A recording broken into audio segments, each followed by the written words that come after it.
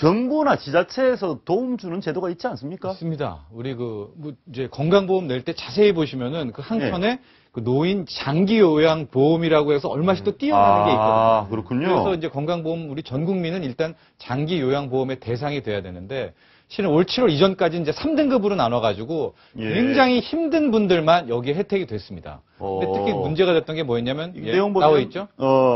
고령이나 노인성 질병 등을 이유로 혼자서 일상생활을 수행하기 어려운 노인에게 집안일도 도와주고 간병도 해주는 간병사도 보내고요. 이런 제도가 있는데.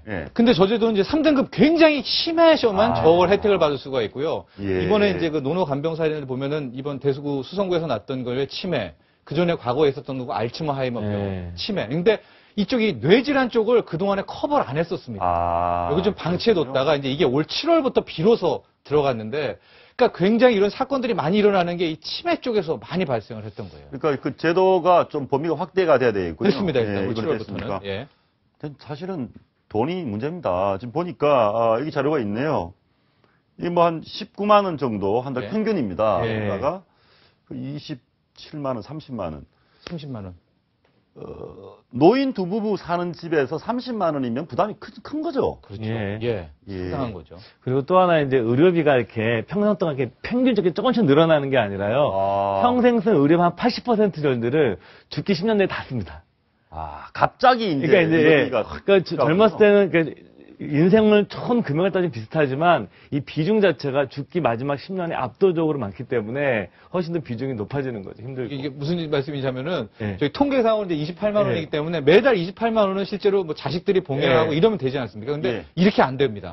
계속 괜찮다가 한순간에 200, 300, 400, 500. 그러니까 평균을 내면 27만 원이지만 순간적인 비용이 크기 때문에. 갑자기 뭐 몇백만 원씩 들면 그렇죠. 노인 장기요양보험. 그러니까 올해는 이제 범위가 대상자가 확대돼서 좀 몸이 좀 아프면 정부가 도와준다는 거죠. 그렇습니다. 질병도 이제 치매 같은 것도 포함이 됐습니다. 5등급에 넣어서요.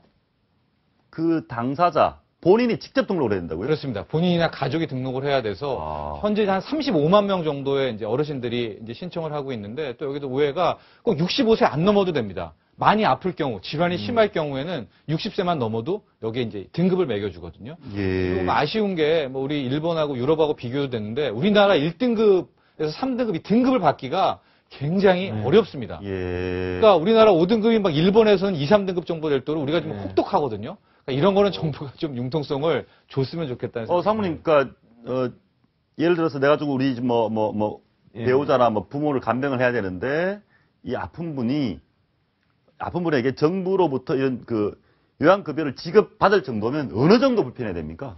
그러니까 뭐 거의 일상적인 활동 자체 어렵다고 생각하시면 돼요. 화장실도 혼자 갈 수 없는. 쉽게 그렇게 생각하시면 됩니다. 그 정도가 안 되면 정부 지원을 못 받는 건가요?